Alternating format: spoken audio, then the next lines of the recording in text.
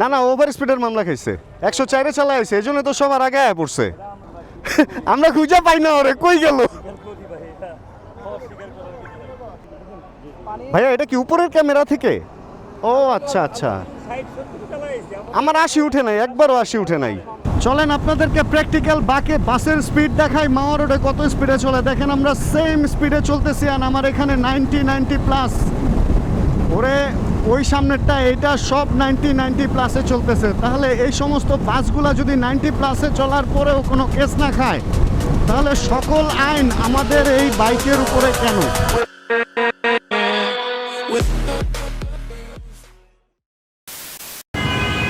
আজকে আমাদের ট্রিপে আমরা তিনটা বাইক নিয়ে বেরিয়েছি। একটা হচ্ছে আমার হোয়াইট পরি, একটা হচ্ছে ব্ল্যাক ডেভিল, আরেকটা হচ্ছে রেড। এই তিনটা বাইক নিয়ে আমরা রওনা হচ্ছে মাদারীপুর। আজকে ইফতার আমরা ইনশাআল্লাহ মাদারীপুরে করব। আজকে আমরা পদ্মা ব্রিজ ঘুরবো, পুরান ঢাকা ঘুরবো, অ্যান্ড মাওয়ার এপার এবং ওই পার এগুলা কভার করব।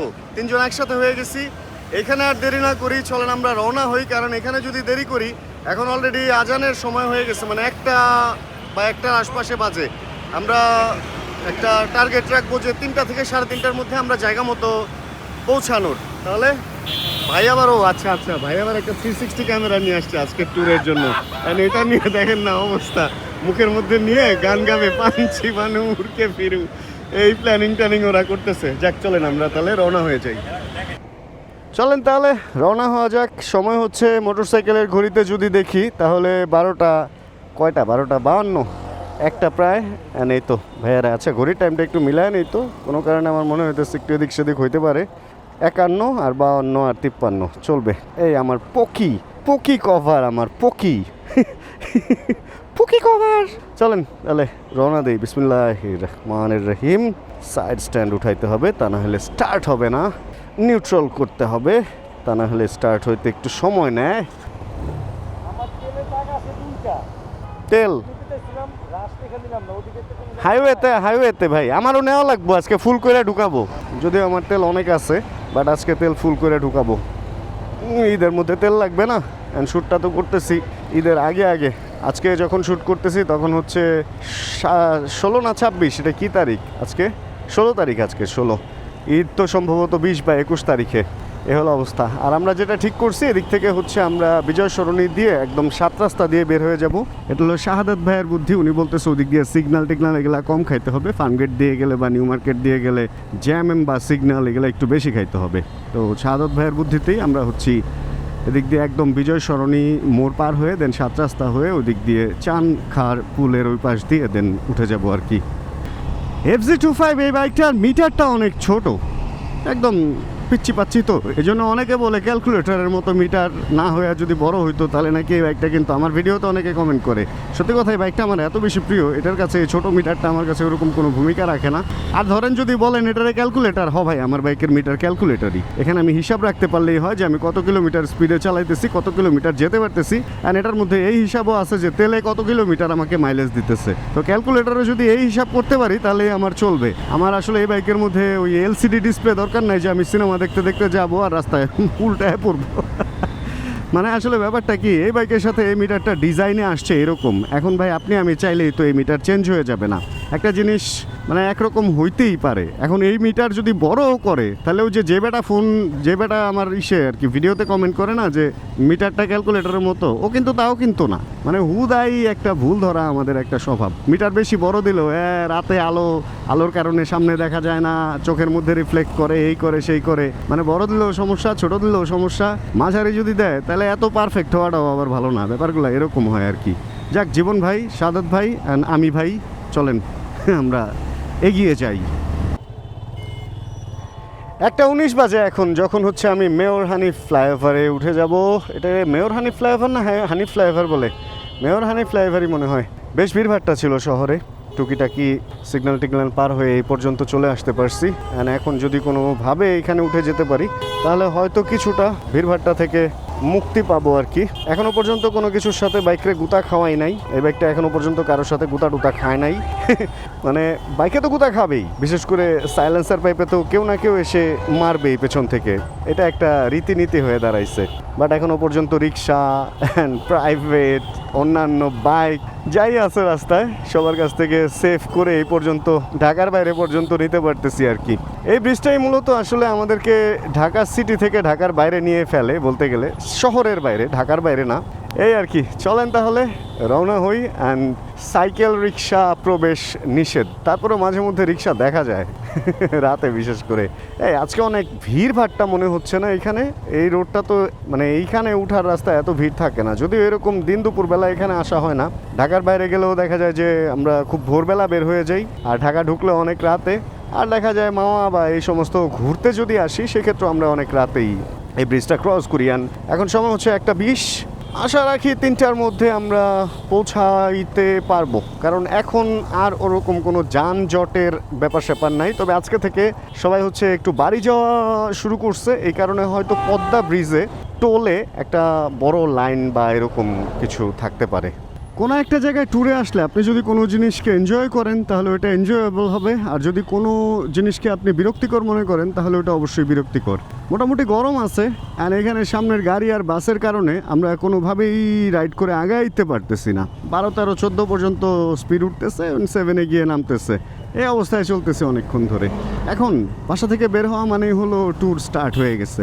এটাকেও ট্যুরের মজা হিসেবে নিলে এটা মজা। আর যদি মনে করেন না, যেখানে যাব, যে মাদারীপুর যাব বা যেখানে আমরা যাচ্ছি ওইখানে যাওয়ার পরেই মজা, তাহলে ভাই রাস্তাটা আপনার কাছে বিরক্তিকর মনে হবে। সত্যি কথা, আমি অলওয়েজ একটা জিনিস মাথায় রাখি বা আমি এইভাবে থিঙ্ক করি যে ঘরের দরজা থেকে ট্যুরের জন্য বের হয়ে বাইকে উঠছি মানে আমার ট্যুর শুরু হয়ে গেছে। পার্কিং থেকে বের হইতেছি ওইটাও ট্যুরের অংশ, অ্যান্ড আবার পার্কিং গিয়ে যখন ফিরতেছি বাসায় তখন ওইটাও ট্যুরের অন্তিম অংশ, মানে শেষ অংশ। এখন পুরো ব্যাপারটা আমি খুব এনজয় করি। এই কিছু একটা মনে হয় সামথিং রং, দেখেন মানে ওই পাশটা একদম ফাঁকা, কোনো কিছু নাই, তার মানে সামনে কোনো একটা অঘটন ঘটছে, যে কারণে হচ্ছে এই পাশে গাড়ি আসতে পারতেছে না, আর এই পাশের গাড়িও ঝামেলা একটা হয়েছে। লং রোডে আসলে এরকম ঘটনা অ্যাভেলেবেলই হয়, মানে এই ধরনের ঘটনা দেখা যায় যে রাস্তায় অদ্ভুত অদ্ভুত ঘটনা ঘটছে বা কিছু। আর ঈদের বাজার তো সবার অনেক তাড়াহুড়া, এই টাইমে বিভিন্ন রকম অঘটন ঘটার পসিবিলিটি অনেক বেশি। তবে ওই পাশ যে এরকম ফাঁকা থাকবে এটা একটু অস্বাভাবিক। এই যে একজন চলে আসছে এফজি নিয়ে, ফার্স্ট হয়েছে, অ্যান্ড আরেকজন চলে আসছে পালসার নিয়ে, সেকেন্ড হয়েছে, অ্যান্ড থার্ড বাইকটা এটা কি বাইক? এটাও পালসার। 3 চাকার বাইক নিয়ে এক মহিলা চলে আসছে। আরে ওয়াও! যাক, আমাদের জ্যামের পর্ব মোটামুটি শেষ, এবার আমরা বের হয়ে যেতে পারবো। অ্যান্ড সন্ধ্যায় ফিরতে যে আসলে আজকে কী অবস্থা হবে বা রাতে, আজকেই মনে হয় আমরা ফিরবো, রাতে থাকবো কিনা আমি শিওর না। আবার ঠিক নাই, আমরা ফরিদপুরও চলে যেতে পারি। আমাদের প্ল্যান হচ্ছে দোয়াচলা টাইপের প্ল্যান। ও ইয়ে, রাস্তা ফাঁকা। এই প্রথম হচ্ছে এই বাইকটা নিয়ে আমরা বের হইলাম, আসলে মানে বাসা থেকে এই প্রথম বের হইলাম বলতে গেলে। 300 ফিট গেছি একবার দুইবার, অ্যান্ড এছাড়া এই বাইকটা নিয়ে বেরই হই নাই। বাইকটার কিলোমিটার এখনও 200 নিচে, মানে অডো। তো এই অবস্থা হলো এইটার। কমিউটার বাইকের একটা সুন্দর ফিল বাইকটার মধ্যে পাওয়া যায়, সিসি বেশি হওয়াতে পাওয়ারটাও সুন্দর ডেলিভার করে, অ্যান্ড ওভারঅল এনজয় করতেছি।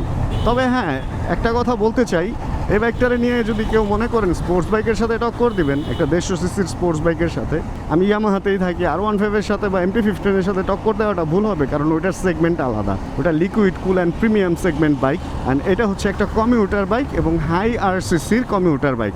তো এই দুটা ব্যাপারের মধ্যে পার্থক্য আমাদের বুঝতে হবে যে কোনটা কোন পারপাস বানানো হয়েছে, কোন পারপাস সার্ভ করার জন্য ওই বাইকটা। তো তাহলেই বুঝতে পারবেন। আপনি FZ নিয়ে R15 সাথে, FZ যদি 350 সিসি হয়, R15 যদি 150 সিসি হয়, তারপরেও আসলে racing bike is racing bike, মানে sports bike is sports bike, and commuter bike is commuter bike. এই হচ্ছে ব্যাপার। আবার আরও বাইক আছে বাংলাদেশে 350 সিসির, কিন্তু তেলও বেশি খায়, আবার দৌড়ায়ও না। কেয়ারফুল থাকবেন এই লাইনগুলো নিয়ে। আর আমি তো আরে ভাই, আমি তো লাইনে ভুলভাবে উঠছি, ভুলেই গেছিলাম যে আমাদের যে মাওয়ার রোডটা এটাই ঢুকতে হবে। আমি তো সোজাই রওনা হয়ে যেতাম ভাই, চিটাগাং রোডে চলে যেতাম, পরে অনেক ঘুরে আসতে হইতো, মাথায় ছিল না, অনেকদিন আসি না তো, এখান থেকে যে এই রোডে ঢুকে দেন মাওয়া ঢুকতে হয়, এই ব্যাপারটা একদমই মাথায় ছিল না। আর আমার সাথে ভাই ব্রাদাররা আসলে they are good rider, they are pro, and they are যে কই আই ডোন্ট নো, তারা অনেক সামনে চলে গেছে, অ্যান্ড তাদেরকে খুঁজে আমি পাই নাই। আমার ব্রেক ইন পিরিয়ডের বাইক, আমি একদম স্লো স্মুথ সিল্কি রাইড করতেছি, তো ধীরে ধীরেই যাই, ধরে ফেলবো ওনাদেরকে। কারণ জীবন ভাইয়েরটা আমারটা তো সেম বাইক, বাট জীবন ভাইয়েরটা অনেক কিলো চলছে, তো ওনারটা অনেক ফ্রি, উনি চাইলেই এখন ওটারে পুল করতে পারতেছে। আর আমাদের সাথে যেটা হান্টার আছে ওইটাও 17,000 প্লাস, তো ওইটাও অনেক ফ্রি হয়ে আছে। বাট আমি একদম ব্রেক ইন পিরিয়ডের 200 কিলো বিলো 200 কিলো একটা বাইক নিয়ে বেরোইছি। আমার বাইকটা মোটেও ফ্রি না, এই জন্য আমাকে একটু বুঝে শুনে চালাইতে হইতেছে। যাকে এদিকে পদ্মা এই মেয়রহানি ফ্লাইওভারে যে এটা দেখতেছি যে এখানে লাইন খুব একটা বেশি না বাইকের, এখান থেকে আমরা বুঝতে পারতেছি যে আসলে খুব একটা লাইন হয়তো পদ্মা ব্রিজেও হবে না, মোটামুটি অল্পতেই পৌঁছায় যেতে পারবো বলে মনে হচ্ছে। এক আর দুই হচ্ছে আমি টাকাটা এখানেই বের করে রাখি, তাহলে দেখা যাবে সামনে গিয়ে আর ঝামেলায় পড়তে হবে না। আচ্ছা 10 টাকাই তো মনে হয় এখানে, তাই না? মেবি 10 না 15, 10 টাকাই রাখি, লাগলে আবার বের করবো। অ্যান্ড টাকা রাখার সুন্দর একটা জায়গা হচ্ছে এটা, আপনারাও চাইলে এইভাবে টাকা রাখতে পারেন, অনেক বাতাসেও টাকা উড়ে যায় না, এই প্রমাণ আমি পাইছি। এই হলো অবস্থা। অ্যান্ড ফ্রি রেজিস্ট্রেশন বুথ আছে যেন কি সামনে। আচ্ছা ওইটার ব্যাপারটা আমরা পরে দেখবো। 10 টাকার জায়গায় 15 টাকা হইলেই পাপড়টা হয়ে যাব। টাকাটা এখানে রাখাটা যে কি সেফ। অ্যান্ড ওই যে রিসিপ্টটা দিবে, ওই রিসিপ্টটা আবার 10 টাকাই তো না ভাই? থ্যাংক ইউ ভাইয়া। রিসিপ্টটাও আবার এখানে আমি রেখে দিতে পারবো। এখানে কোনো একটা free registration, free RFID booth bKash. ও আচ্ছা আচ্ছা, এখানে চাইলে আপনি স্টিকার লাগায় নিতে পারেন। ভাই কী হলো? ও আচ্ছা, এই তো আমার জন্য দাঁড়াইছে ভাইরা, সেই ব্যাপারটা। চলেন তাহলে। কতক্ষণ আগে আসছেন? আচ্ছা আচ্ছা, ওকে। এই ঈদের চাঁদ রাত উপলক্ষে সম্ভবত এই যে গরু টরু নিয়ে ওনারা এখানে ভিড় জমাইছে, কেউ হয়তো গরু টরু কিনছে। আহারে গরুগুলার মুখ দিয়ে লালা পড়তেছে। কেন যে এরকম অযত্ন করা হয় লাস্টে গিয়ে, এত যত্ন করে গরুগুলো মোটা তাজা করানো হয় জিম টিম করা, কিন্তু লাস্টে বিক্রির টাইমে এসে এটা প্রচুর অযত্ন করা হয়, প্রচুর। আচ্ছা রাস্তাঘাট একটু ফাঁকা ফাঁকাই দেখা যাইতেছে, আসলে রোজার দিনের দুপুর তো। বাট বাসের ভিড় দেখছেন, বাসে লোক অহরহ উঠতেছে, অহরহ। অ্যান্ড একদম মানে গ্রামে যাওয়ার একটা হিরিক পুরা দমে টিক টিক টিক টিক, সেই ভাই আমার খুব ভালো লাগে। আমি তো আমার তো গ্রাম টাম ঢাকাতেই ভাই, আমার এটা নাই। বাট গ্রামে সবাই একসাথে ঈদ, মানে এটা একটা চিল। ওফ, অনেকদিন পর বাসা থেকে বেরোয় আমারও মানে সেই চিলই লাগতেছে। এখানে দাঁড়ায় না পুলিশের হাতে ধরা খাই। এক কাজ করি, আমি আস্তে আস্তে আগাইতে থাকি, ওরাও আস্তে আস্তে আসতে থাকুক। এই মোটরে দাঁড়ায় পরে দেখা যায় ওই যে ভায়োলেন্সের কারণে আমার একটা কেস ঠুকে দিছে, ট্যুর ফাইন। অ্যান্ড মাথাটাও খারাপ, মনটাও খারাপ হয়ে যাবে একটা কেস খেয়ে গেলে। যাই হোক, এবার হচ্ছে আমরা সুন্দর জায়গায় চলে আসছি। অ্যান্ড বাসটাকে ধরেছে পুলিশ, কারণ এখানে লোক তুলতেছে। অ্যান্ড লোক তোলার জন্য বাস ধরছে, এর মধ্যেও দু একটা লোক আবার উঠছে। মামা তোমাকে পুলিশ পার হইতে দিবে না, ধরে ফেলছে পুলিশ। সেই ব্যাপার সেপার। জীবন ভাই দিছে টান, আমাকেও দিতে হবে আস্তে ধীরে টান।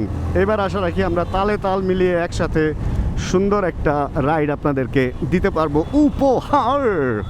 ও ও ও ও ও বড় বড় বাসের চিপা, এগুলা তো নর্মালি শহরে আমরা ফেস করি না। জীবন ভাই কেমনে বের হয়ে গেল, আর আমি চিপায় পড়ছি মামা রে।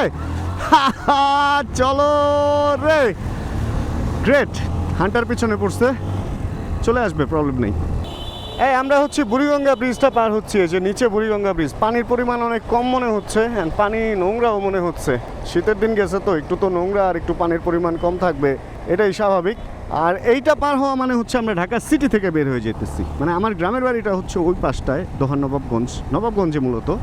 আমরা ঢাকার খুব কাছে, কিন্তু ঢাকা শহরে না। এই কারণে গ্রামের হালকা ফিল আমাদের ওখানে থাকলেও আধুনিকতা ঢাকার মতোই, মেন্টালিটি অ্যান্ড সব কিছু ঢাকার মানুষের মতোই। এই কারণে ওই গ্রামের একদম যে রুরাল ফিলটা ওইটা আমরা পাই না।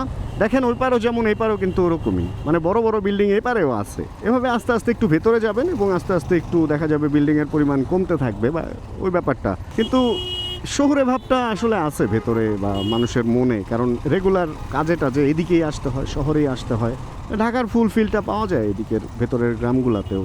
ভিড়ভাড়টা দেখেই তো বুঝতে পারতেছেন যে আসলে এদিকেও ঢাকার রাস্তার মধ্যেও ঢাকার ফিলটা রয়ে গেছে। প্রচুর সিএনজি চলে, একসময় এই রোডটায় প্রচুর বেবি ট্যাক্সি চলতো, ঠাক ঠাক ঠাক ঠাক ঠাক, আর এখন সিএনজি চলে।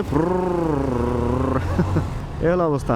জীবন ভাই কই গেল? অনেক আগে চলে গেছে নাকি? শাহাদত ভাই এখনো আমাদের কাছে তো আসে নাই, আমাকে ওভারটেক করে নাই, এরকমটাই মনে হইতেছে। And finally we are on Mawa road. একদম মাওয়া রোডের উপরে এখন আমরা রাইড করতেছি। তুমুল একটা ফিল।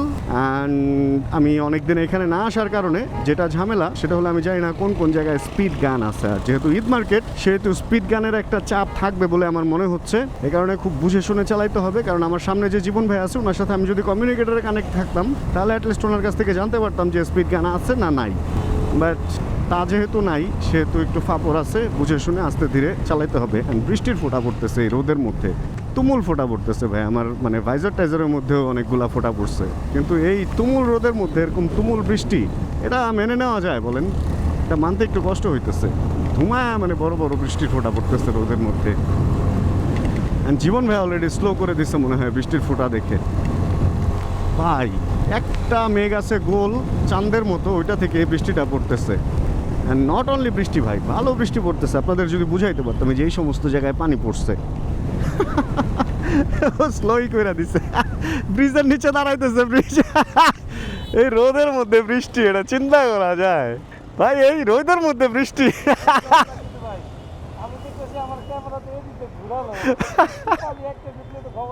ও আপনার তো উপরেও জিনিস।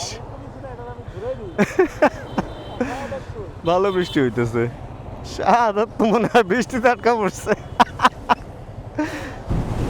এই ঢাকা মাওয়া এক্সপ্রেসওয়েটাকে কিভাবে জ্যাম মুক্ত করা হয়েছে দেখেন। নর্মালি আমরা রাতে তো শুধু রাস্তায় দেখি, আশপাশের লোকালেও দেখি না। আর এখন এইদিকে এবং এইদিকে যে পরিমাণ বিল্ডিং, সব হাইরেস বিল্ডিং, 7-8 তলা 9 তলা 10 তলা বিল্ডিংও মনে হয় আছে, এরকমটাই মনে হচ্ছে এখান থেকে। যেখানে বিল্ডিংগুলা ওইটা হচ্ছে লোকালয়, ওখানে বাজার এলাকা, অ্যান্ড ওইখানেই একটা ফ্লাইওভার করে দেন, উপর দিয়ে পাস করে দেওয়া হয়েছে। অ্যান্ড যেখানে আবার নগরায়ন নাই, যেখানে হচ্ছে নর্মাল জায়গা, ওইখানটা দেখেন রাস্তা আবার সমতলে চলে আসছে। অ্যান্ড সমতলে চলে আসার কারণে এদিকে দেখেন, এদিকে বিল্ডিং টিল্ডিং কিন্তু অত নাই। আবার একটা বাজার আসবে, যত বড় বাজার হবে অত বড় ফ্লাইওভার দিয়ে উপরে দিয়ে পাস করে দেওয়া হয়েছে। এই হচ্ছে খেলাটা। তো যেই কারণে এইখানে আমরা জ্যামহীন সুন্দর চলে যেতে পারতেছি।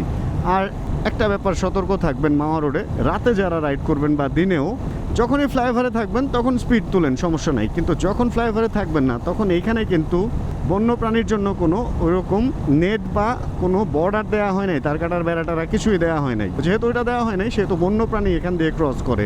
দিন হোক আর রাত, আপনি এই রোডে যখনই চলবেন এই জিনিসটা খুব বেশি খেয়াল রাখবেন যে কোনোভাবে যাতে এইখান থেকে কোনো শিয়াল, বিড়াল, কুকুর বা মানুষ পারাপারে আপনার সাথে সংঘর্ষের ব্যাপারটা না ঘটে। এই কারণে যখনই সমতলে থাকবেন, রোড লেভেলে থাকবেন, তখন বুঝে শুনে স্লো চালান। স্পিড তোলার ইচ্ছা আছে, ফ্লাইওভারে যখন থাকবেন তখন স্পিড তোলেন, কারণ ফ্লাইওভার দিয়ে তো আর বিড়াল কুকুর পার হবে না নর্মালি, বিশেষ করে শিয়াল তাতে পার হবে না। শিয়ালের গায়ে প্রচণ্ড পরিমাণ ফ্যাট, মানে ফ্যাটি স্কিন, অ্যান্ড ওটার সাথে গুঁতা খাইলে বাইক ভাই কখনোই স্ট্রং থাকে না। কুকুর তো তাও ব্যালেন্স বুঝে, শিয়াল কিন্তু গাড়ি ঘোড়ার ব্যালেন্স বুঝে না, কারণ ওরা থাকে জঙ্গলে। আরে বাবু, এটা কি ফিলিং স্টেশন? 50 মিটার সামনে, মানে হাফ কিলো সামনে একটা ফিলিং স্টেশন আছে। কিন্তু আমরা যে রোডে আছি এখান থেকে ফিলিং স্টেশনে ঢোকা মনে হয় আর পসিবল হবে না। ফুয়েলও আছে আমার কাছে, জীবন ভাইয়ের একটু কম আছে, প্রয়োজন হলে আমারটা থেকে ওনাকে ট্রান্সফার করতে পারবো। অ্যান্ড জীবনটা অনেক বেশি সুন্দর হইতো যদি এরকম রাস্তা আমাদের দেশের সব জায়গায় হইতো। দেখেন বাইক চালাচ্ছি, বাইক ময়লা হওয়ার কোনো চান্সই নাই। ও filling station, if you want you can go, মানে এখান থেকে না না না, এটা তো ফিলিং স্টেশন না, এটা অন্য কোনো কিছু হবে। ফিলিং স্টেশন বললো 500 মিটার সামনে, 500 মিটার সামনে আমরা এখনো পর্যন্ত আসি নাই। আর প্রচুর ফোন আসতেছে পকেটের মধ্যে, এই জিনিসটা খুব বেশি ডিস্টার্ব লাগতেছে আমার কাছে। আচ্ছা, আমরা চলে আসছি অলরেডি হচ্ছে সেই জায়গায়, যে জায়গায় হচ্ছে জাতির পিতা, দাঁড়ান পড়তে হবে, জাতির পিতা হজরত ইব্রাহিম আলাইহিসসালাম এক্সপ্রেসওয়ে। অ্যান্ড এদিক থেকে বাম দিক দিয়ে মনে হয় টোল ছাড়া যাওয়া যায়, নাকি মোটরসাইকেলের লেন কি বামে? টোল মনিটরিং বুথ, ও আচ্ছা, আমরা মোটরসাইকেল যাব এইটা দিয়ে। মোটরসাইকেলে আলাদা লাইন করে দিছে, কারণ ঈদে প্রচুর ভিড় হবে তো এই জন্য।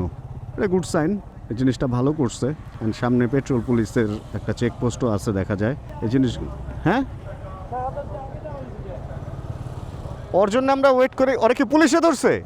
ও যে পুলিশে ধরছে ওটা না, ও মনে হয় ওভার স্পিড করে কেস খাইছে ভাই। কি ব্যাপার, কি হইতেছে এখানে? শাহাদাত তো মনে হয় সামনে, ওনার কাগজপত্র চেক করতেছে, এরকমটাই আমাদের মনে হচ্ছে। কেন এত চেক টেক চলতেছে? চলেন তো যাই দেখি, এত চেকিং টেকিংয়ের কাহিনীটা কি? ক্যামেরা দেখলে কি চেক বেশি করে? এরকম হইতে পারে যে ক্যামেরা দেখলে চেক টেক বেশি করে, এটা কোনো বড় ইস্যু না। আমাদের সবারই পেপারস অ্যান্ড সব ঠিক আছে, ভুল থাকলে আমারই থাকতে পারে, কারণ আমি পেপার ঢুকাইছিলাম কিনা ব্যাগে আমার ঠিক খেয়াল নাই। এই হলো ব্যাপার। এই ভাই এত পেছনে কি দেখে? ও শাহাদাতকে পুলিশে ধরছে।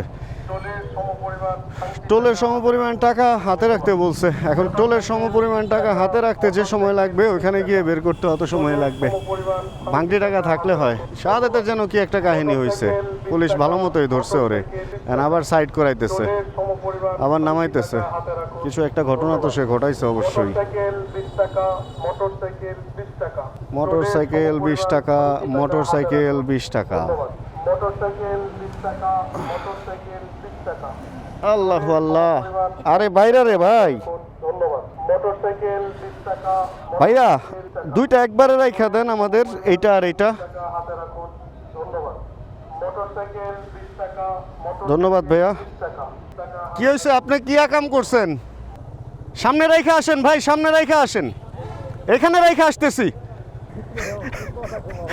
আপনি মনে ঢুকায় দিচ্ছেন মিয়া। ও কি জানি আকাম একটা করছে, দেখি চলেন কি আকাম করছে সে। ওভার স্পিডের মামলা খেয়ে গেছে হচ্ছে আমাদের হান্টার। 104-এ ছিল ওর স্পিড। না না, ওভার স্পিডের মামলা খাইছে, 104-এ চালাইছে, এই জন্য তো সবার আগে আয়া পড়ছে। আমরা খুঁজে পাই না ওরে, কই গেল? ভাইয়া এটা কি উপরের ক্যামেরা থেকে? ও আচ্ছা আচ্ছা, আমার 80 উঠে নাই, একবারও 80 উঠে নাই। হ্যাঁ হ্যাঁ, ওরা তো আমরা খুঁজেই পাই না, এটা স্বীকার করতেছি আমরাই যে এই বাইক অনেক স্পিডে আসছে। আমরা ভাবছি ও আমাদের পেছনে, বাট ও কোন দিক দিয়ে যেন আমাদেরকে পাস করে আগে চলে আসছে। বেচারা মামলা খাইছে, ওর একটা ইন্টারভিউ তো নিতে হইব। ভাই মোবাইলের মধ্যে মানে প্রত্যেকটা গাড়ির ছবি সহ চলে আসতেছে, অ্যান্ড সেইটা দেখে ওনারা এখানে জাস্ট এই যে এইভাবে চেক দিচ্ছে না, এখান থেকে হচ্ছে প্রত্যেকটা বাইকের নাম্বার দেখতেছে, নাম্বার দেখে ধরে ফেলতেছে। মানে ভাই ওভার স্পিডে চালালে কোনোভাবেই ভাগার উপায় নাই, কিন্তু এই মাত্র হচ্ছে এই পেছনের চেকপোস্টে 2558 টাকার একটা মামলা খাইছে আমাদের শাহাদাত। 2558, চিন্তা করা যায় ভাই। আমি একটা কথা বলি না যে স্পিডে চালাইলেই কিন্তু কিছু পাবেন তা না, বরং মরবেন। ভাই দেখেন, স্পিডে চালায় আমরা ব্লগাররা কামাই টাকা, আর সাধারণ জনগণ স্পিডে চালায় মামলা খায় 2558 টাকার। 2558 টাকা, চিন্তা করা যায়। 2558 টাকা ভাই, এটা কোনো কথা? মানে 104, 104-এ 2558। আর আপনারা যারা 150 উঠানোর চেষ্টা করেন তারা কত টাকার মামলা খাবেন এবার বুঝে নেন। মানে দুঃখ লাগতেছে, কিন্তু এটা ভালো লাগতেছে যে এই ধরনের মামলা এই রাস্তায় চালু হয়েছে। আর এই ধরনের মামলাগুলো চালু হইলে মানুষ আর একটু সেফ থাকবে। এই যে ভিডিওটা যারা দেখবেন তারা মাওয়া রোডে এখন ক্যামেরায় মামলা হয় ভাই, ক্যামেরা দিয়ে। মানে আপনাকে ওই যে হাতে সেইভাবে স্পিড যে মিটার ওটা দিয়ে না, উপরে যে ক্যামেরা লাগায় রাখছে। কি অবস্থা ভাই? উপরে যে ক্যামেরা লাগায় রাখছে ওটাতে অটো ছবি উঠতেছে, অটো মামলা খেয়ে যাবেন। এখানে আইসা অটো এটা ভাঙ্গায় নিতে হবে, বিকাশেই দেওয়া যায়, বাট 2500 টাকা কিন্তু ভাই, কম না। 2558, 2550 টাকার উপরে। ঢাকা মাওয়া এক্সপ্রেসওয়ের সবচেয়ে সুন্দর ভিউ আমার কাছে লাগে হচ্ছে এই জায়গাটার। আমি জানি ক্যামেরায় অত সুন্দর বোঝা যাচ্ছে না, মানে ফুল ভিউটা এদিক দিয়ে গিয়ে এদিকে গেছে, পুরো রোলার কোস্টার লাইনের মতো একটা যে, মানে ভাই এটা ওয়াও। এটা রাতেও দিনেও ভাই করা লাগে, করা মানে আমার খুবই করা লাগে। গাড়িতে বলেন বাইকে বলেন, করা মানে করাই, মানে করাই, এটা পুরো করা করা একটা ভিউ। অ্যান্ড দেখেন ওনারা বাড়ি যাইতেছে, ওনাদের কতগুলা ব্যাগ বাঁধা, অ্যান্ড পিছনেও ব্যাগ আছে। একটু সাবধানে থাকবেন এই ধরনের বাইক দেখলে। এই ধরনের ব্যাগগুলা যদি কোনো কারণে একটা ছিঁড়ে বা কিছু, আর আপনি যদি পেছনে থাকেন গাড়ি বাইক নিয়ে বা গাড়ি নিয়ে বা বাইক নিয়ে আর কি, তো ওই যে ভাইয়েরও একটা ব্যাগ আছে, অনেক টাইট করে উনি বাঁধছে, অনেক ভালো কেবল দিয়ে বাঁধছে, বাঞ্জি কর্ড দিয়ে।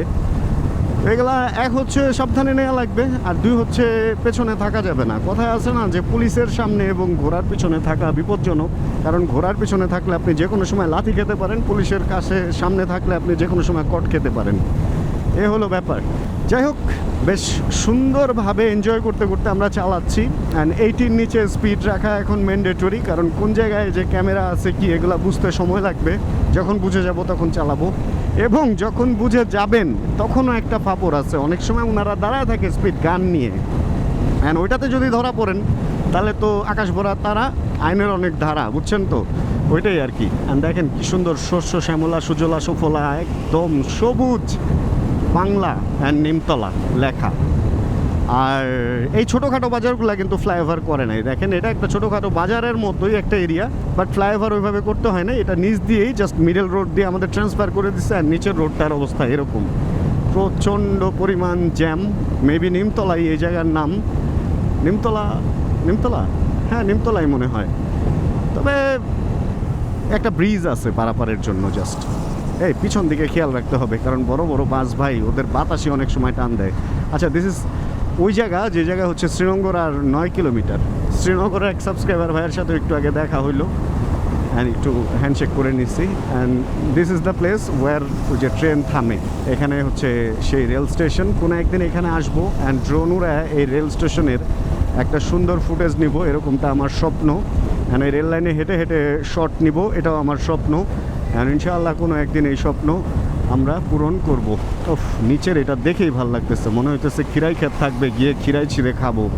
আমার ক্ষেত টেত এত ভালো লাগে ভাই, এত ভালো লাগে ভাই, মানে এত ভালো লাগে, পুরা সেই ভালো লাগে। একটা স্পিডের কেস খাওয়ার পর আমার সাথের ভাই ব্রাদাররা এত সাবধান হয়েছে যে ওরা মনে হয় 60-এর উপরে স্পিড তুলতেছে না। আমি মাঝে মধ্যে 80-90 পর্যন্ত তুলতেছি, বাট ওদেরকে মানে ওরা আমাকে ধরতে পারতেছে না কোনোভাবেই। একবার কাছে আসছিল, 80 তুললাম, দেখলাম আবার পেছনে চলে গেল। তার মানে 70-এর উপরে ওনারা মনে হয় না স্পিড তুলতেছে। একটা জিনিস আমার মাথায় আসলো যে ওরা কিন্তু শুধুমাত্র বাইকগুলাকেই ধরতেছে, শুধুমাত্র বাইকগুলাকেই চেক করে কেস করতেছে। প্রাইভেট কার বা বড় কোনো বাস ওদের লাইনে কিন্তু দাঁড়ায় নাই। শুধু যেখানে বাইক দাঁড়াইছে ওইখানে দাঁড়ায় একটা একটা করে বাইক ধরতেছে। সকল আইন বাইকের উপরে কেন? মানে এই জিনিসটা, এইটা কেন? আমি জাস্ট এই একটা প্রশ্ন রেখে গেলাম। এইটা আমার মনে হয় কোনোভাবেই উচিত না যে শুধু বাইক ধরেই আপনারা কেস করবেন। বড় বড় বাসগুলো যে চলতেছে ওরা তো ওভার স্পিডে চালাইতেছে, ছোট ছোট গাড়িগুলো যে চলতেছে ওরা তো ওভার স্পিডে চালাইতেছে। আমি 90 পর্যন্ত চালায় দেখছি, ওরা আমাকে ওভারটেক করে চলে যাইতেছে। বিশ্বাস না হইলে কিছুক্ষণের মধ্যেই দেখবেন যে আমাকে ওভারটেক করে যাবে একটা নোয়া, ওই যে আসতেছে পেছনে। অ্যান্ড আমার স্পিড এখন প্রায় 80-এর কাছাকাছি। যেহেতু সে আমাকে ওভারটেক করে যাবে কিছুক্ষণের মধ্যে, তাহলে সে তো অবশ্যই 80+ ওভারটেক করবে। বাট ওদের জন্য কেন এই লটা নাই, বা ওদেরকে কেন আটকানো হইতেছে না, এই প্রশ্নটা আমি জাস্ট রেখে গেলাম প্রশাসনের কাছে। আর আরেকটা জিনিস আমি বলতে চাই, এরকম রাস্তায় যদি কাউকে 80-তে চালাইতে বলে, এরকম ফাঁকা একটা রাস্তায়, মানে এটা 90-95 পর্যন্ত বিলো 100-এ রাখা বলতে পারতো। বাট এটা 80 অনেক কম হয়ে গেছে ভাই, সত্যি কথা। কোনো কাজ নাই, এই 80 পর্যন্ত চালায় তো দেখলাম, কোনো কাজ খুঁজে পাইতেছি না, কি করব? এভাবে এক হাত দিয়ে বাইক চালাইতেছি, রেস্ট নিতেছি, ডানে দেখতেছি, বাইরে দেখতেছি, এক পর্যায়ে ঘুমাইসা পড়বে। ওই ফিল বা চিলটা পাচ্ছি না যে একটা স্পিডে যাইতে হবে বা কোনো কিছু। এই যে যারা আমাকে ওভারটেক করে যাইতেছে, দেখেন আমার স্পিড 77, তো তাদের কি 80+ না? বাট তাদের জন্য কোনো প্রবলেম নাই ভাই। প্রবলেম হলো যত ঘোষ নন্দ ঘোষ, যত দোষ নন্দ ঘোষ, সব প্রবলেম ভাই গাড়ির না। সব প্রবলেম হলো এই যে আমাদের, এই আমরা যারা বাইক চালাই, আমাদের 16 ঘর আমরা পার হচ্ছি। চলেন আপনাদেরকে প্র্যাকটিক্যাল বাসের স্পিড দেখাই। মাওয়া রোডে কত স্পিডে চলে দেখেন, আমরা সেম স্পিডে চলতেছি। আর আমার এখানে 90+ ওরে ওই সামনেরটা, এটা সব 90+ চলতেছে। তাহলে এই সমস্ত বাসগুলা যদি 90+ চলার পরেও কোনো কেস না খায়, তাহলে সকল আইন আমাদের এই বাইকের উপরে কেন? মানে শুধু কি ওদের জন্যই রাস্তা? আমরা কি ট্যাক্স দিয়ে রেজিস্ট্রেশন করে রাস্তায় নামতেছি না? রোড ট্যাক্স কি আমরা দিচ্ছি না? তাহলে আমাদের জন্য আইন কেন আলাদা? আমরা কেন 2558 টাকার কেস খাবো, আর ওরা কেন এইভাবে বীরের মতো চালায় চলে যাবে? এটার পেছনে অবশ্যই কোনো কারণ আছে। এই কারণটা খুঁজে দেখাই হচ্ছে সামনের স্টেপ আমার। কিছু একটা সিগন্যাল দিচ্ছে ভাইজান, কি সিগন্যাল দিচ্ছে ভাইজান এটাই হলো দেখার বিষয়। ও বাস যারা থামবে তাদেরকে বামে ঢুকাইতেছে, মানে ওরকম গুরুত্বপূর্ণ কিছু না। প্রথমে ভাবছিলাম যে আবার কি কেস খাইলাম কিনা। অ্যান্ড মোটরসাইকেল লেন হচ্ছে লেফট। অ্যান্ড যেহেতু আমরা পদ্মা ব্রিজটা পার হব, সেহেতু আমাদের আবার পুলিশ। এইখানেও তো ঘটনা খারাপ সব জায়গাতেই। মোটরসাইকেল লেন হচ্ছে এখান দিয়ে আমরা পদ্মা সেতুতে উঠবো। অ্যান্ড পদ্মা সেতুতেও ওভার স্পিড বা লেনের বাইরে যাওয়া মনে হয় ঠিক হবে না, কারণ ঈদের আগে না, বুঝছেন তো, মানে সরকারেরও এখন টনক নড়েছে। অ্যান্ড বিভিন্নভাবে যত ফাইন টাইন আছে এগুলা করে সরকারি খাত এখন পরিপূর্ণ হয়ে যাবে। বোনাস টোনাসের ব্যাপার আছে। সোজা যায় না, চলে যাবেন মাওয়া ঘাটে। অ্যান্ড মোটরসাইকেলের লেন হচ্ছে এইটা, এদিক দিয়ে গিয়ে দেন সোজাই তো মনে হয়, বুঝাও তো। এই যে মোটরসাইকেলের লেন এদিকে ঠিকই আছে, বাম দিক দিয়ে গেলেও মনে হয় এদিক দিয়েই যায় মিলছে, এরকমটাই মনে হয় আমার। যাই হোক, রাস্তায় মোটরসাইকেলের পরিমাণ মোটামুটি কম। অ্যান্ড কতটুকু নগণ্য করা হয়েছে আমাদেরকে দেখেন, রাস্তাও নাই আমাদের জন্য, মানে মেইন যে রোডটা ওই রোডও এখানে নাই, সেই আগের রাস্তা, ওই আগের রাস্তা দিয়ে আমাদের যাইতে হইতেছে। অ্যান্ড মেইন রাস্তায় আমাদেরকে উঠতেই দিতেছে না। উনি আবার কী হলো, হুট করে দাঁড়ায় যায় বাসি ফুদিল। ভয় লাগে ভাই, পদ্মা ব্রিজটা শুরু থেকে মোটরসাইকেল অ্যান্ড বাইকারদের উপরে এমন একটা আইন জারি করছে যে এটার সব কিছুর মধ্যেই এখন মানে ভয় কাজ করে ভাই, সত্যি কথা, তুমুল ভয় কাজ করে। এই হলো ব্যাপার। যাক, লেফট লাইন মোটামুটি ফাঁকা আছে, লেফট লাইনেই ঢুকি।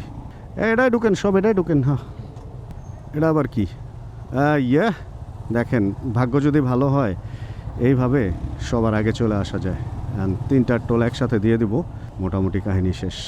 অনেকগুলা বুথ করা হয়েছে, এটা ভালো। তিনটা একসাথে রাখেন, 200 দিয়ে দেন আমাকে, 200 তো আছে। এই যে এক সিরিয়ালের 3টা। ধন্যবাদ ভাইয়া। আচ্ছা, আমি একটু চাপায় নিস, নাহলে যেহেতু 3টা আমরা অযথায় মানুষের ঝামেলা হবে। চাপো চাপো চাপো। তেল বাঁচাইতেছি আবার। আমি একটু ধাক্কায় আগাই, জীবন ভাইকে আমি নাকি তেল বাঁচাইতেছি। এই সাইড দিলাম তো। ওকে, লেটস মুভ। এবার আমরা পদ্মা ব্রিজে উঠবো। ওরে ওয়াও, পদ্মা ব্রিজে একটা কেস খাবো নাকি আজকে ওভার স্পিড করে?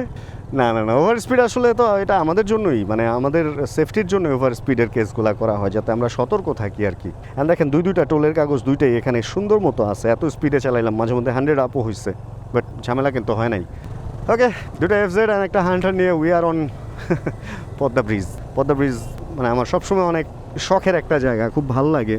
বাট অনেকদিন পরে আসলাম, এবার অনেকদিন আসা হয় না, সময় সুযোগ বা সব কিছু মিলে আসলে হয়ে ওঠে না। খারাপ লাগে না দেখেন তো, ওই পার দিয়ে মানে যেতে পারতেছি না। আমি কখনো বাইক ছাড়া অবশ্য অন্য কিছু দিয়ে পদ্মা ব্রিজ পার হয়েও নাই, তো জানিও না ওই ফিলটা যে মাঝখান দিয়ে চালাইতে কেমন লাগে। মানে দূর থেকে দেখতেছি যে ওইখানে ধনীরা চলে। না, আসলে ধনীরা না, ওইখান দিয়ে গাড়ি চলে। জাস্ট একটু মজা করে বললাম ধনীরা চলে। আর আমাদের রাস্তাটা দেখেন নুড়ি পাথর টাথর ফালায় রাখছে। যাদের সবচেয়ে ভয় হচ্ছে নুড়ি পাথর, তাদের এই নুড়ি পাথর দিয়ে পাস করাইতেছে। মানে কতটুকু ছোট করে দেখা হয়েছে বাইকটাকে, অথচ মানে বাইক যারা চালায় তারা কি ছোট? আসলে মোটেও ছোট না। বাইকের এই আইন যারা করছে তাদের মন ছোট, আর তাদের স্পিড দেখেন না, তারা যেভাবে চালায় ভাই, মনে হয় যে বাংলাদেশটা তো তাদেরই, এই রোড তো তাদের জন্যই বানানো হয়েছে। পদ্মা ব্রিজের এই মাঝখানটা একটু বেশি সুন্দর ভাই, এত সুন্দর, মানে পানির কালারটাই ডিফারেন্ট, অন্যরকম একটা ফিল দিচ্ছে। আমার খুব ইচ্ছা করতেছে একটু দাঁড়ায় যেতে। অনেক সুন্দর ভাই, অনেক সুন্দর, সেই সুন্দর, খুবই সুন্দর। যত দেখবেন তত মুগ্ধ হবেন। মানে এখানে তো দাঁড়ানোর নিয়ম নাই, দেখেন না, কোনো ফুটপাথই নাই। যদি দাঁড়ানো যাইতো এখান থেকে যা ভিউ লাগতো রে, ওয়াও। মোবাইল ফোন দিয়ে যদি দেখেন ওভার স্পিড, তো ওভার স্পিড, সে গুজা হয়ে লিন হয়ে মনে হয় যে টপ স্পিড ট্রাই করতেছে। এরকম অল্প কিছু বাইকারের জন্য ক্ষুদ্র সংখ্যা, বাট এই 1-2টা ভাইরাসের কারণেই এটা ক্যান্সারের মতো। এদের এই বেআইনিগুলার করার কারণেই হচ্ছে আমাদের সকলের উপরে একটা চাপ সৃষ্টি হয়। যেমন এই গাড়িটা ওভার স্পিডে যাইতেছে, তো আমি 62-তে চালাইতেছি, আমি নিজেই স্পিডের চেয়ে বেশি আছি। তাহলে ওনাদের অবস্থাটা চিন্তা করেন। এই অল্প কিছু লোক বেআইনি কাজ করে বলে সবার উপরে এটার চাপ আসে। এই যে মাইক্রোবাস, যদিও এটা অ্যাম্বুলেন্স, ওনাদেরকে আসলে আইনের আওতায় রাখা হয় না এই সমস্ত ব্যাপারে। এই আর কি। যাই হোক, ব্রিজের মোটামুটি অর্ধেকের কাছাকাছি আমরা চলে আসছি, আর বেশিক্ষণ নাই। অ্যান্ড কিছুক্ষণের মধ্যে আমরা ওই পারে চলে যাব। পদ্মা ব্রিজ থেকে নামছি, পদ্মা ব্রিজ থেকে নেমে কতখানি আসছি, খুব বেশি আসি নাই, 1 কিলো 1.5 কিলো। দেখলাম কিছু লোক দাঁড়ানো আছে। আমরা একটা ছোটোখাটো একটা সুন্দর গাছের নিচে একটা সুন্দর ব্রেক নিলাম। এখান থেকে পদ্মা সেতু হচ্ছে সেনানিবাস না লেখা নাই কোথাও। এইখানের স্পিডও দেখলাম সর্বোচ্চ হচ্ছে 80 কিলোমিটার। এলাকাটা সুন্দর, এই জন্য দাঁড়াইছি। দেখেন মানে সুপার না, বাইকগুলো এখানে রাখা, তারপরে হচ্ছে এদিক দিয়ে ওইখানে রেলের লাইন দেখা যাচ্ছে। সেই সুনিবির সুনান প্লেস, এটা কি সুনান প্লেস হোটেল নাকি সুনান প্যালেস হোটেল বা এই ধরনের কিছু রেস্টুরেন্ট। হ্যাঁ, রেস্টুরেন্ট লেখা, মানে এক পাশ ভেঙ্গা যে হয়ে গেছে। জোড়া শালিক দেখা যায়, জোড়া শালিক, ওই যে জোড়া শালিক। মানে ঢাকার বাইরে আসলে এই ধরনের যে ব্যাপারগুলো ফিল চিল সেই লাগে। আর এরকম রোডের বাইরে আইসা এই ধরনের এগুলার মধ্যে হাঁটা খচখচ খচখচ আওয়াজ, এটাও ভাই সেই লাগে ভাই, ভালো লাগে ভাই। আসা হয় না ঢাকার বাইরে, বাট আসলেই ভালো লাগে। আপনাদের ভালো লাগতেছে না ভাই? সবাই অনেক এনজয় করতেছে আমরা এই রাইডটা, বাইকে অনেকে বাড়ি যাইতেছে দেখছেন। ওকে, আমরা মোটামুটি ভাই এটা যেদিকেই ঘুরান অ্যাঙ্গেল একই আসবো, 360 যেইভাবেই রাখেন। এটা এডিটের টাইমে আপনি সব উল্টাবেন পাল্টাবেন। ও আচ্ছা আচ্ছা, ওকে চলেন তাহলে আমরা এদিক থেকে এবার রওনা দিই। একটা বাইক সামনে দেখা যাইতেছে, মালিক মনে হয় নিচে জঙ্গলে গেছে। এদিকে আসলে ওয়াশরুম নাই তো, তো দেখা যায় যে জঙ্গলই একদম মঙ্গল, এছাড়া আর কোনো উপায় নাই। বিসমিল্লাহির রহমানির রহিম। টোলের কাগজগুলো এখনও ঠিকঠাকই আছে। চলেন তাহলে রওনা হই। খুব বেশি দূর নাই কিন্তু আমাদের, আর এখান থেকে আর অল্প কয়েক কিলোই, জাস্ট এই যে রওনা দিলাম, দেখবেন হয়তো 30 মিনিট লাগবেও না, এর আগে আমরা পৌঁছায় যেতে পারবো জায়গা মতো। তবে সাবধান ভাই, সবই ভালো লাগছে, একটা জিনিস ওই যে 2500+ টাকার যে কেসটা, এই রোডে ওভার স্পিড করলে কেস খাবেন, এই ব্যাপারটা মাথায় রাখতে হবে। কারণ কেস খাইলে ভাই জিনিসটা মনটাই খারাপ হয়ে যায়। অ্যান্ড ভাঙ্গা হচ্ছে এখান থেকে অনলি আর 28 কিলো পরেই হচ্ছে ভাঙ্গা। চলো, একটা ব্যাপার মাথায় আসলো, দেখেন ঢাকার ভেতরের রাইড অ্যান্ড ঢাকার বাইরের রাইড, এই দুটার মধ্যে পার্থক্যটা কত বেশি। ঢাকার বাইরে এখানে এসে যে নিঃশ্বাস নিচ্ছি, সেই নিঃশ্বাসটাই মনে হচ্ছে যে অনেক বেশি অক্সিজেন সমৃদ্ধ, একদম মানে ফ্রেশ একটা ব্যাপার। এই কারণে দেখবেন যে ঢাকার ভেতরে আমরা 1 ঘন্টা বাইক চালাইলে অনেকটা অ্যাড হয়ে যাই, কারণ পলিউশন। অ্যান্ড দেখবেন যে ঢাকার বাইরে আমরা যখন যাই তখন 5 ঘন্টা 4 ঘন্টা, অনেক সময় 7-8 ঘন্টা পর্যন্ত রাইড করি, কিন্তু কোনো ঝামেলা নাই। আর এখানে কিন্তু এই যে স্পিড গান দিয়ে দেখেন চেক চলছে, স্পিড গান দিয়ে এই যে গাড়ি এটা ধরেছে। যেখানে ছিলাম মানে ঢাকার বাইরের রাইডগুলা এই জন্যই অনেক কমফোর্টেবল হয়। এক হচ্ছে সুন্দর বাতাস, জ্যাম নাই, কালো ধোঁয়া নাই, অ্যান্ড বাতাসে অক্সিজেনের পরিমাণ বেশি। বসন্তের প্রথম দিক বা শেষ দিক, কোন দিক চলতেছে জানি না, মিডল দিক মনে হয়। গাছের পাতা এখনও নতুন আসে নাই, মাসখানেকের মধ্যে এই সমস্ত গাছে যখন নতুন নতুন পাতা চলে আসবে তখন কিন্তু ব্যাপারটা আরও বেশি মজার হবে। অ্যান্ড সম্ভবত বাবা আর ছেলে বাইক থামায় একটু রেস্ট নিয়ে নিতেছে। মজার মজার অনেক ঘটনাও দেখা যায় এই সমস্ত ঢাকার বাইরের ট্যুরগুলাতে। বাজে কিছু ঘটনাও দেখা যায়, মজার ঘটনাও দেখা যায়। ব্যাগেজ নিয়ে দেখেন সবাই চলে যেতেছে যার যার বাড়ির দিকে, নারীর টানে বাড়ির দিকে রওনা হয়ে গেছে সবাই ঈদ করার জন্য। আর আমরা বাড়ি ছেড়ে বাড়ির উল্টা দিকে রওনা হয়ে গেছি ঈদের আগে একটু জাস্ট ঘুরে বেড়ানোর জন্য। একটু রেস্ট চলতেছে এখানে। শাহরুখ ভাই ছোট একটা ঘুম দিছে, জীবন ভাই আছে এইখানে। আমাদের বাইকগুলোকে হালকা একটু লুপ টুপ সার্ভিস করায় নিলাম। এখানে রাস্তায় পড়ছে হচ্ছে ইয়ামাহার একটা সার্ভিস ক্যাম্পেইন চলতেছে, রেভ অন দ্য গো। অ্যান্ড এইখানে থেমে দেন বাইকটাকে একটু দেখাইতেছিলাম, একটু রেস্টও নিলাম, অনেক রোদ ছিল তো। আর বিকেল প্রায় হয়ে গেছে, এখন এখানে জাস্ট ইফতার করবো এদিকে, অ্যান্ড দেন রওনা হবো। জায়গাটা অনেক সুন্দর। আমরা এখানে রেল লাইন আছে, ওই যে উপরে এখানে রেল লাইনে ছবি টবি তুলছি। এরকম ফাঁকা রেল লাইন আমি আমার লাইফে দেখি নাই, এত সুন্দর ফাঁকা সুন্দর রেল লাইনে সুন্দর একটা সময় কাটলো। আর আমরা যেখানে আছি এটা হলো পাঁচচর যে পয়েন্টটা, মাদারীপুরে, ওই পয়েন্টে আমরা এখন আছি আর কি। এদিক থেকে আমরা সামনে কোনো এক জায়গা থেকে আবার ইউটার্ন নিয়ে সন্ধ্যার পরে হলো ঢাকার দিকে রওনা দিব। কত পোকা, সন্ধ্যা হওয়া মাত্রই পোকা পোকা আর পোকা। ঢাকায় এগুলা দেখা যায় না, গ্রামের একটা ফিল আছে। আলো দেখা সব পোকা এখানে চলে আসছে। ফুল করে নিয়ে নেন, ফুল করে। এখানে Bashundhara LPG, octane, Naim filling station, Miss Bahar and Panchchar, Shibchar, Madaripur. এখানে একটা ফুয়েল পাম্প যেহেতু আমরা পাইছি, সেহেতু আর এটা মিস করা যাবে না। যতটুকু পারি এখান থেকে নিয়ে নিই ফুয়েল। ভালো হবে না খারাপ হবে এটা টোটালি বাদ, বাট নেওয়া লাগবে, এটাই হলো মেন কথা। যদিও আমার মাত্র 2 কাটা ফুয়েল শেষ হয়েছে, বাট তারপরেও হালকা পাতলা একটু ফুয়েল নিয়ে রাখি। অ্যান্ড সব ঢাকার বাইক, ওটাও ঢাকা। সামনেরটা কি ঢাকা কিনা, সামনেটা নাম্বারই নাই। এটাও ঢাকা, এটাও ঢাকা। আমি আর জীবন ভাই ফুয়েল নিয়ে নিতেছি। শাহাদত ভাই, ওনার মনে হয় ফুয়েল যথেষ্ট পরিমাণ আছে, উনি আর নিচ্ছে না আর কি। জীবন ভাইয়ের বেশি দরকার, উনি 2 কাটা ফুয়েল নিয়ে আসছিল, 1 কাটা শেষ হয়েছে, 1 কাটা আছে অনলি। এখন আমাদের না নিলেও জীবন ভাইয়ের নিতে হইতো, আর যেহেতু পাম্প পাইছি সেহেতু নিয়ে রাখি। যদি অন্য কোনো বাইক যদি নিয়ে আসতাম যেটা ফুয়েল কম, তাহলে বেশি ভালো হইতো। ফুয়েল আমার কিছু বাইকে একটু কম আছে। ঠিক 7টা বাজে। আর মনটাই খারাপ হয়ে গেছিলো যখন সামনের মেশিনে লেখা দেখলাম যে এই মেশিন বর্তমানে বন্ধ আছে। ভাবলাম এতক্ষণ লাইন ধরে সে অকটেনের মেশিনটা বন্ধ, এটা কি হইতে পারে? পরে দেখি না, সামনের মেশিনটা এখনও চালু আছে। আমার পিছে কেউ নাই জানেন, সামনে এই 2টা বাইক, জীবন ভাই আর ওই ভাই, পিছনে পুরা ফাঁকা। এখানে ফুয়েলের কোনো ঝামেলাই নাই, অথচ ঢাকার অবস্থা কি চলতেছে। আমরা চেষ্টা করবো লাস্টের দিকে আরেকবার, অবশ্য আর ফুয়েল খুব একটা শেষ হবে না, অল্প কিলো। এই মেশিন বর্তমানে বন্ধ আছে। 200 টাকার দেন ভাই, ও বেশি দিবেন না? তাহলে ঠিক আছে, যতটুকু শেষ হয়েছে 200 টাকার সুন্দর ফুলফিল হয়ে যাবে। এখন বাংটি টাকা আছে কিনা দেখি, আমার কাগজগুলোকে যেন ফেলে দিছে এখান থেকে। যাক, 200 টাকার এখানে নেই, কারণ বাকি যে 300 টাকা থাকবে ওটা দিয়ে আমাদের টোল হয়ে যাবে। ফাইনালি আমরা এখন যে জায়গায় আছি, এই জায়গাটা হচ্ছে পদ্মা ব্রিজে ওঠার যে জায়গাটা। অ্যান্ড মোটরসাইকেলের লেন এখান থেকেও আসলে একটু আমাদেরকে ছোটই করা হয়েছে, দেখেন না, চিপা চাপা দিয়ে যেতে হইতেছে। 3-3টা মোটরসাইকেল একসাথে আছি আমরা। চলেন ব্রিজে উঠি অ্যান্ড স্লোলি আগাইতে থাকি। রাস্তাটা এত অন্ধকার ছিল, এই জন্য আর ভিডিও টোটালি আমি কোনো রেকর্ড করি নাই। এখানে টোলটা দিয়ে দেন আসতেছি, দাঁড়ান ভাইয়া, 3টা এক সিরিয়ালে। চলেন তাহলে আমরা এবার রাতের পদ্মা সেতুটাকে দেখি কীরকম লাগে। ডিজিআই ক্যামেরাতে রাতের ফুটেজ মোটামুটি ভালো, মানে একদম যে ঝকঝকে তা না। আর আমি কোনো নাইট মুড বা কোনো কিছুতে দেইনি, নর্মালি যে মুডটা ওইটাতেই রেকর্ড করতেছি, ওইটাতেই মোটামুটি ভালো রেকর্ড হয়। নাইট মুডে একটু বেশি উজ্জ্বল লাগে, বাট ফ্রেম সাইজটা একটু ছোট হয়ে যায়, এই কারণে আমার কাছে নর্মাল মুডটাই ভালো লাগে। প্রয়োজন হলে পরবর্তীতে আলো বাড়ায় টাড়ায় নেওয়া যায় আর কি।